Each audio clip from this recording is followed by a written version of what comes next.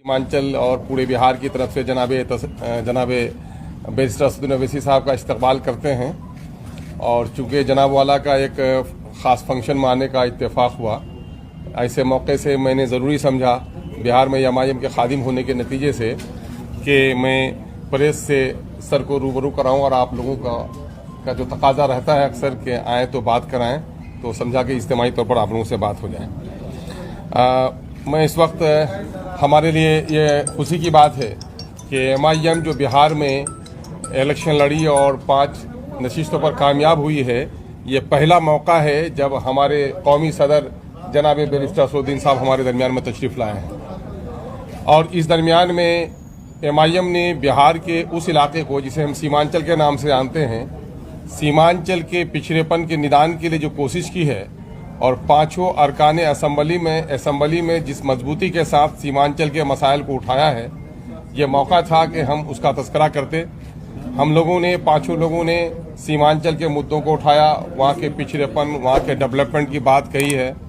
साथ ही सीमांचल में वहाँ सैलाब, कटाव, नदियों पर पुल, महानंदा पर पुल की तामीर, अलीगढ़ यूनिवर्सिटी के कैंपस, पूर्णिया को उपराजधानी, पूर्णिया में एयरपोर्ट, पूर्णिया में हाई कोर्ट के बेंच, इन तमाम तर मसाइल को हम लोगों ने मजबूती से असम्बली में उठाया है, जिसके गवाह आप भी होंगे।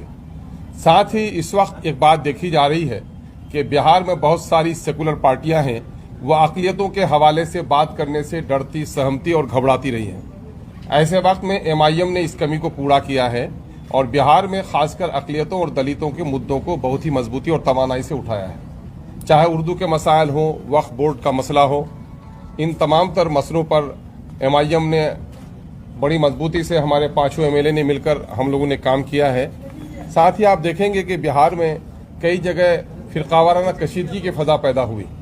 वैशाली में गुलनाज को जलाया गया और वो सिसक कर दम तोड़ दी, लेकिन असम्बली में किसी पार्टी ने, जो लोग अक़लियतों की मसीहाई की बात करते हैं, किसी ने आवाज़ उठाने की हिम्मत नहीं की।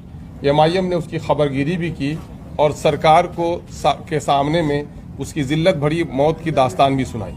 साथ ही आपने ये भी देखा होगा कि पिछले दिनों समस्तीपुर में सनोबर के साथ भी वो सलूक किया गया, मॉब लिंचिंग हुई, और उसके खिलाफ भी मैं समझता हूँ कि एमआईएम ने बड़ी जिम्मेदारी के साथ अपने जिम्मेदारी को अदा किया है। तो ये कोशिश हमारी चल रही है कि बिहार के किसी भी हिस्से में दलितों पर, अक़लियतों पर, किसी जाति पर जुल्म हो, हम लोग इंसाफ की लड़ाई लड़ रहे हैं। अभी गुज़िश्ता 23 तारीख को जनाब वज़ीर आला के क़यादत में माननीय मुख्यमंत्री के साथ ऑल पार्टीज़ डेलीगेशन में हम लोग जाने का इत्तेफाक हुआ और वहाँ पर पिछड़ों की अलग से गणना हो, इसकी वकालत बिहार ने पूरे देश में सबसे पहले मजबूती से की है। उसमें एमआईएम की तरफ से शामिल होने का मौका मिला। हम लोगों ने भी इसकी पूरी वकालत की है कि सिर्फ किसी धर्म विशेष का नहीं, बल्कि धर्म आधारित ये देश है और सारे धर्मों में अगड़ी और पिछड़ी जातियां हैं, इसलिए तमाम तर धर्मों के पिछड़ी जातियों की गिनती इरादा से हो, इसकी हम लोगों ने वहाँ वज़ीर आज़म के सामने भी वकालत की है। दूसरी बात, एक मौका मिला तो वहाँ भी वज़ीर आज़म को हम लोगों ने एक मेमोरेंडम अपनी पार्टी की तरफ से दिया है कि सीमांचल डेवलपमेंट काउंसिल बने, सीमांचल को अलग से डेवलपमेंट का फंड मिले, सीमांचल को वहाँ अलीगढ़ एएमयू के लिए पैसे मिलें, पूर्णिया में हाई कोर्ट का बेंच और एयरपोर्ट को जारी किया जाए। ये सारी वकालत हम लोगों ने बहुत मजबूती से की है। साथ ही एमआईएम के जीतने के बाद उस इलाके के सैलाब, कटाव और जो लोग विस्थापित हुए हैं, हज़ारों लोग वहाँ पर विस्थापित हुए हैं। घनी नदियाँ जो महानंदा, डोंक, मेची, कनकई, परमान हैं, वो चलती हैं, जो हिमालय के गोद से निकलती हैं, और लगभग 150 किलोमीटर के दायरे में जो नदियाँ बहती हैं, वो सीमांचल के कई प्रखंडों में 10 किलोमीटर में आकर समाहित हो जाती हैं, जिससे तकरीबन 2000 से ज़्यादा लोग विस्थापित हैं। और बिहार की आपदा न्यायमाली के अनुसार उन तमाम तर विस्थापितों को घर बनाने का पैसा मिलना चाहिए। 91,000, 95,000 ज़मीन का मुआवजा, मवेशी का मुआवजा, वो नहीं मिल पा रहा है। तो उसके लिए भी अभी पार्टी ने बड़ी मजबूती से 5 लोगों ने, हम लोगों ने कोशिश की है। तो मैं समझता हूं कि उसकी वजह से उन विस्थापितों को 91 से लेकर 95,000 रुपये तक मिलने का रास्ता आसान हुआ है।